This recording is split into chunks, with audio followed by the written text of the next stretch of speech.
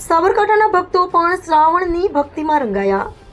શ્રાવણ માસ એટલે ભક્તિ, શ્રદ્ધા અને આસ્થાનો પવિત્ર મહિનો।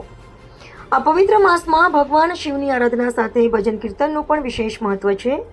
સાબરકાંઠામાં પણ ભક્તો શ્રાવણની ભક્તિમાં રંગાયેલા જોવા મળી રહ્યા છે।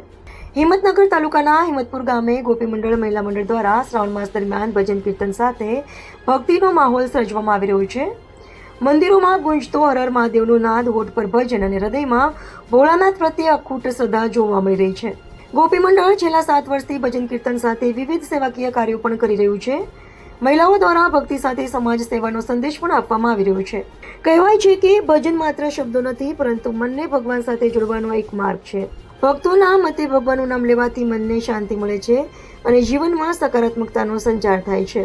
શ્રાવણનો આ પવિત્ર મહિનો આપણને એક જ સંદેશ આપે છે, જીવનમાં ગમે તેટલી મુશ્કેલી આવે, પરંતુ શ્રદ્ધા જાળવી રાખો, ભગવાનનું નામ લો અને સારા કર્મ કરતા રહો।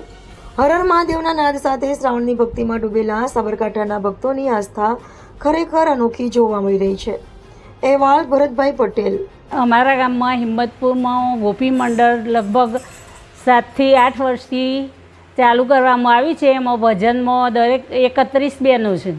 તેમાં શ્રાવણ મહિનામાં તો દરરોજ અલગ અલગ બહેનોના ઘેર દરરોજ ભજન કરીએ છીએ। કોઈ પણ બહેન ગેરહાજર હોય તો પણ બીજા દિવસે એ ભજનમાં આવી જ જાય છે અને ભજન કરવાથી ભગવાનનું ભક્તિમય, પછી આ જે વાતાવરણ છે એ શુદ્ધ થાય।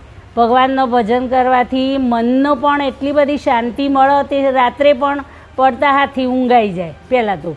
એટલે અમારા ગામમાં આ મહિલાઓનું એ ભજન મંડળ ચાલે છે। ધાર્મિક કાર્યક્રમો હોય, ગામમાં કોઈ પણ હોય તો બહેનોનું મંડળ ત્યાં પહોંચી જાય છે અને સારા સારા નીત નવા ભજનો ચાલુ જ રહે છે। કોઈ પણ કાર્યક્રમ હોય, સાંસ્કૃતિક કાર્યક્રમ હોય તો એ બહેનો આશાપુરી મંદિરમાં કોઈ પણ કાર્યક્રમ હોય તો એ અમારી બહેનો ત્યાં ભજન મંડળની, ગોપી મંડળની બહેનો પહોંચી જાય છે અને બધા કાર્યક્રમમાં જોડાય છે।